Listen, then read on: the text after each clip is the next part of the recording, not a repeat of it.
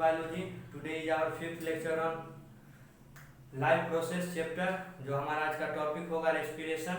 पिछले लेक्चर में हम लोग रेस्पिरेशन के बारे में बेसिक जान लिए थे कि रेस्पिरेशन आखिर क्या है और उसके कितने प्रकार होते हैं. एरोबिक रेस्पिरेशन क्या है, एनारोबिक रेस्पिरेशन क्या है.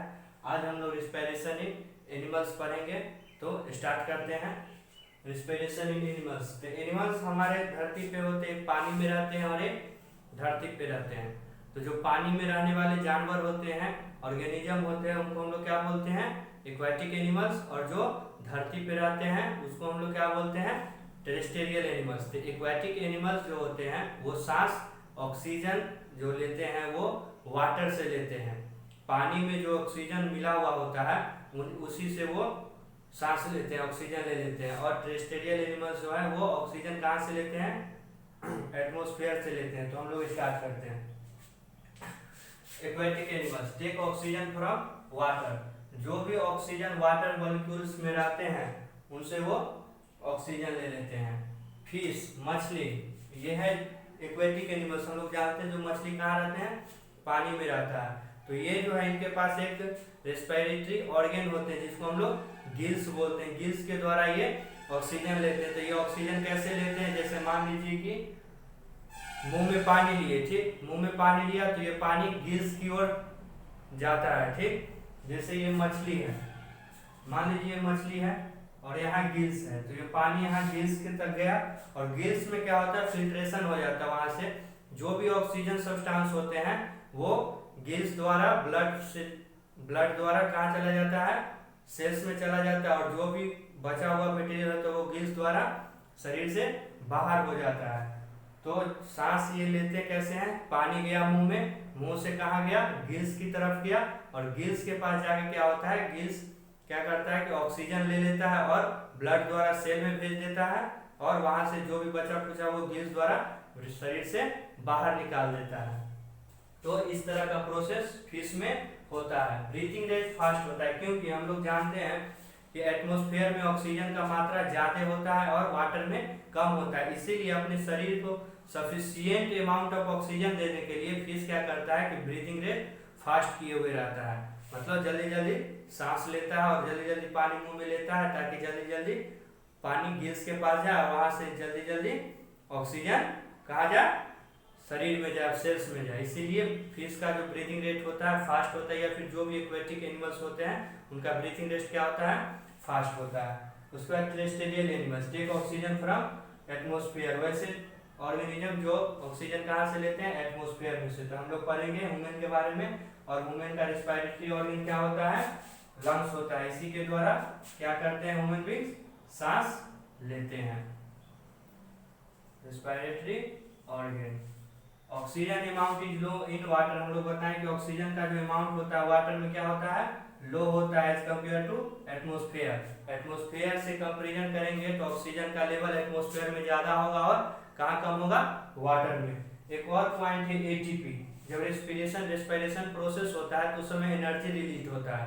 तो एनर्जी जो है ये एटीपी के फॉर्म में रिलीज होता है. हमारे शरीर में जो एनर्जी होता है निकलता है वो एटीपी के फॉर्म में होता है. तो energy release during respiration in the form of ATP. ये क्वेश्चन पूछता है कि हमारे शरीर में जो एनर्जी रिलीज होता है वो कौन फॉर्म में निकलता है, तो वो एटीपी के फॉर्म में निकलता है, एडिनो ट्राइफॉस्फेट. और एटीपी को क्या हम लोग बोलते हैं, एनर्जी करेंसी ऑफ सेल. तो ये भी एक नंबर में क्वेश्चन पूछेगा कि एनर्जी करेंसी ऑफ सेल किसको बोलते हैं, एटीपी को बोलते हैं. या फिर फ्यूल ऑफ सेल किसको बोलते हैं, तो एटीपी को बोलते हैं. तो हम लोग अब चलते हैं रेस्पिरेशन इन ह्यूमन बीइंग्स. और ह्यूमन बीइंग्स में रेस्पिरेशन कैसे होता है वो हम लोग देखते हैं. हम लोग जानते हैं कि रेस्पिरेटरी ऑर्गन ह्यूमन बीइंग्स में होता है, उसको हम लोग क्या बोलते हैं, लंग्स. तो जैसे कॉम्प्लेक्स ऑर्गेनिज्म जो भी होते हैं, मल्टी सेलुलर ऑर्गेनिज्म, उनमें क्या होता है कि हर एक अलग अलग फंक्शन करने के लिए अलग अलग ऑर्गन बनाया गया है. ऐसा नहीं कि ह्यूमन बीइंग्स या कोई भी कॉम्प्लेक्स ऑर्गेनिज्म में है, खाना खाना है तो वो खाना मुंह से ना खा के कहाँ से, नाक से खाए, या नाक से ना खा के कहीं और से. इसीलिए ह्यूमन बीइंग्स में या फिर एक कॉम्प्लेक्स ऑर्गेनिज्म में ये बनाया गया है कि जो भी काम एक ऑर्गेनिज्म एक ऑर्गन का वही वो काम करेगा. सबका अलग अलग फंक्शन है. तो रेस्पिरेशन ह्यूमन बीइंग्स लंग्स के द्वारा होता है. तो उसका एक पाथ होता है कि वहां पे ऑक्सीजन किस तरह से पहुंचेगा। तो देखिए, पहले ऑक्सीजन नाक से, हम लोग जानते हैं कि नाक से सांस लेते हैं। सांस कहाँ से लेते हैं? नाक से लेते हैं। तो नॉस्ट्रिल हुआ नाक। तो नाक में हमारा हेयर और म्यूकस होता है। हेयर, म्यूकस क्या होता है? चिपचिपा होता है। जब हम लोग सांस लेते हैं तो एयर होता है, और एयर में डस्ट पार्टिकल भी होता है। तो एयर और म्यूकस क्या कर देता है? फिल्ट्रेशन कर देता है गर्दा का, ठीक, डस्ट पार्टिकल का। उसके बाद नॉस्ट्रिल से होके कहाँ जाता है? थ्रोट में। नाक के बाद गर्दन में जाएगा। गर्दन में देखिएगा यहाँ पे जाके तो हड्डी टाइप का होता है, जो कि थोड़ा सा दबता भी, लचीला, उसको हम लोग कार्टिलेज बोलते हैं। कार्टिलेज पूरा मजबूत नहीं होता, वो लचीला होता है, ठीक, तो हम लोग कार्टिलेज बोलते हैं। तो कार्टिलेज प्रेजेंट होता है हमारे गर्दन में इसीलिए, ताकि जब हम लोग सांस ले और छोड़े तो हमारा हड्डी कोलैप्स ना करे। तो कार्टिलेज क्या होता है? इसको प्रिवेंट करता है, कहाँ से? कोलैप्सिंग ऑफ थ्रोट को। उसके बाद थ्रोट से कहाँ चला जाता है? ट्रेकिया। ट्रेकिया को नली बोलते हैं, सांस नली बोलते हैं। यहाँ से एयर कहाँ जाता है? लंग्स में जाता है। गर्दन से ट्रेकिया, और ट्रेकिया से लंग्स में जाता है। तो ट्रेकिया में भी रिंग्स ऑफ कार्टिलेज प्रेजेंट होता है ताकि कोलैप्स ना हो, और वहां से कहाँ चला जाता है? लंग्स में। लंग्स में भी बहुत तरह के ब्रांचेज होते हैं, ब्रोंकाई, ब्रोंकस, ये सब तो उतना ही नेक्स्ट मतलब हाई लेवल में पढ़ना है। तो लंग्स में क्या होता है कि the passage divide finally into blank balloon like structure, ठीक। इसमें क्या होता है कि लंग्स फाइनली एक ऐसे स्ट्रक्चर के पास पहुंचता है जिसको हम लोग अल्विलाई बोलते हैं, और यहीं से ऑक्सीजन का क्या होता है? एक्सचेंज होता है। कहाँ से? ब्लड से लंग्स में, और लंग्स से ब्लड में। देखिए, अल्विलाई के बाद थोड़ा पढ़ लेते हैं। Provide surface of exchange of gases in cell. Cell में जो होता है, जब हम लोग एक्सचेंज होता है गैस, कहाँ से? अल्विलाई से। अल्विलाई में क्या होता है कि प्रोवाइड सरफेस, एक ऐसा सरफेस और प्रोवाइड करता है जहां से गैसेस का एक्सचेंज होता है। कहाँ? लंग्स से सेल में, और सेल से लंग्स में। Wall of alveoli contain extensive network of blood vessel. ये जो होता है कि जो दीवार होता है अल्विलाई का, वहां पे ब्लड वेसल्स का मात्रा बहुत ज्यादा होता है, ताकि ऑक्सीजन जो है जल्दी से ब्लड द्वारा ले लिया जाए और सेल्स तक पहुंचा दिया जाए, और सेल्स से CO2 को लेके कहाँ? लंग्स में पहुंचा दिया जाए। इसीलिए एक्सटेंसिव यहाँ पे बहुत ही ज्यादा मात्रा में ब्लड वेसल्स होता है। और अल्विलाई का स्ट्रक्चर इस प्रकार का होता है, ठीक। और जो भी ऑक्सीजन इसमें जाता है, ठीक, या जो भी एयर इसमें जाता है, यहाँ से क्या होता है कि ऑक्सीजन, और ये होता है ब्लड वेसल्स, ठीक, और यहाँ सेल होता है।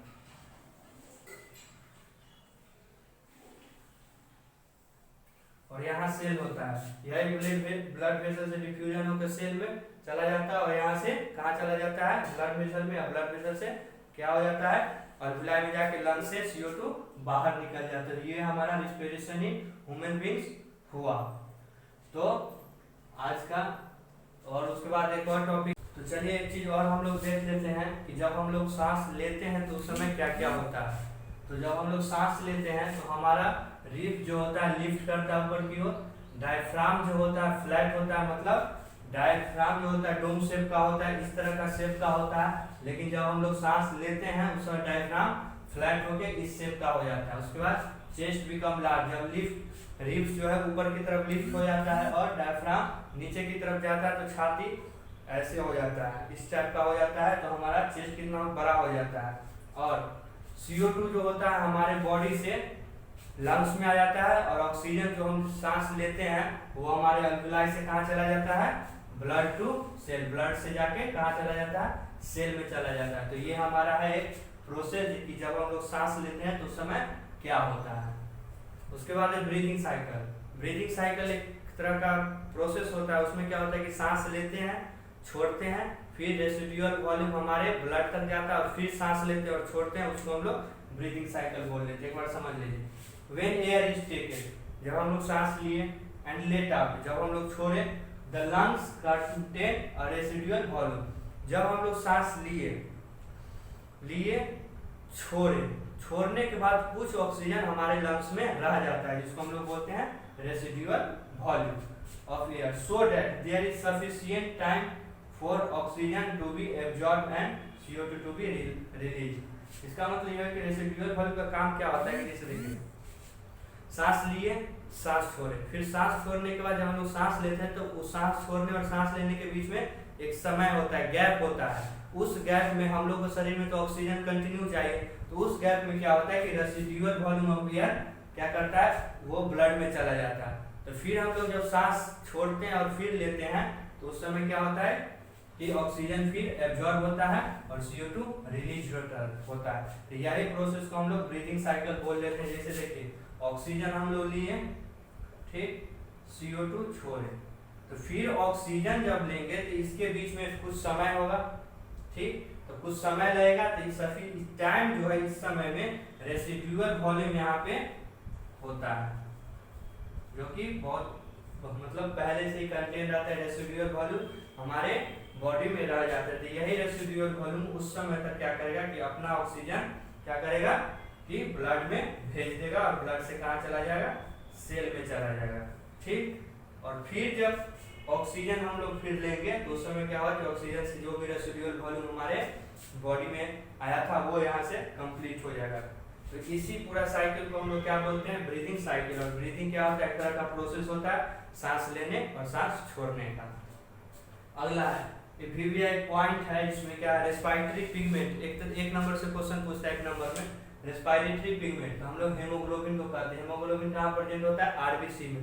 रेस्पिरेटरी पिगमेंट इसीलिए बोलते हैं क्योंकि जो हम लोग ऑक्सीजन जो लेते हैं वो हेमोग्लोबिन ही उसको ले जाता है हमारे सेल्स तक। और आरबीसी कहाँ प्रेजेंट होता है, ब्लड में, और ब्लड में आरबीसी प्रेजेंट होता है। तो हम लोग जानते हैं कि ऑक्सीजन जो है वो ब्लड द्वारा ही लिया जाता है। तो ब्लड में ऐसा क्या होता है जो ऑक्सीजन ब्लड द्वारा कैरी किया जाता है, यही हेमोग्लोबिन होता है। अल्वियोलर सरफेस का साइज कितना, 80 मीटर स्क्वायर। एक अल्वियोलाई जो होता है उसका साइज 80 मीटर स्क्वायर होता है। तो सोच लिया 80 मीटर स्क्वायर कितना बड़ा होगा। तो इसीलिए जो सरफेस होता है लंग्स का वो बहुत ही बड़ा होता है। The process of diffusion where move oxygen. यहाँ देखिए अगर हेमोग्लोबिन रेस्पिरेटरी पिगमेंट द्वारा हमारा बॉडी को अगर सेल्स तक ऑक्सीजन नहीं पहुंचाया जाता, डिफ्यूजन द्वारा पहुंचाया जाता है, जिसे हम लोग जानते हैं कि हाई कंसंट्रेशन से लो कंसंट्रेशन जाता है। अगर वो डिफ्यूजन वाला काम होता, ठीक, तो हमारा 3 साल लग जाता ऑक्सीजन को पूरे बॉडी में पहुंचने के लिए।